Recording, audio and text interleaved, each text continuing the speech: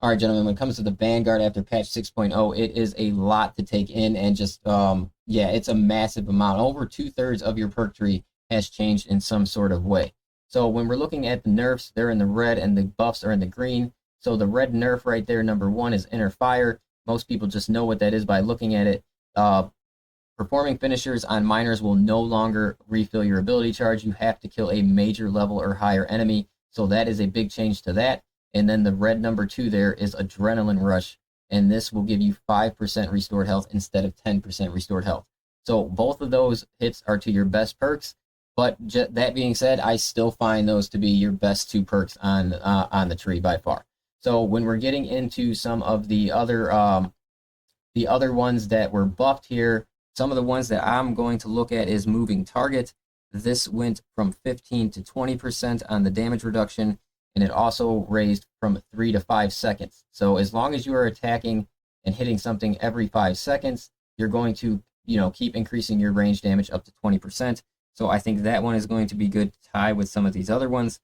And then another nice one is number 4 here, which is Conviction.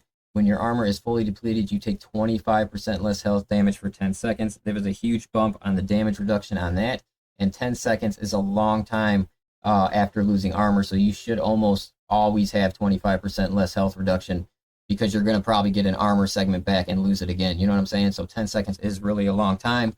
And then, of course, you are going to want to check out number 6, as I've said with all the classes.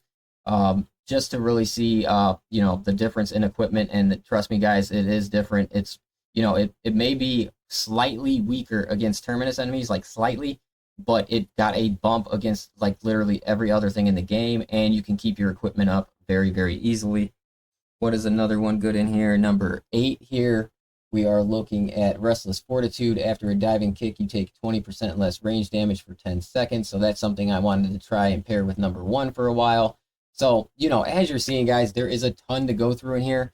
I have to go through and make some, I think I'm going to make countless builds for the Vanguard to go through because I do think he has a lot of good combinations now. So, and then not only this, you did get a couple weapon buffs as well. So we had the Instigator, it got a 5% damage buff, and then the Oculus got a 10% damage buff. So I kind of almost wish these were like switched, like the Instigator got 10% and the Oculus got 5%.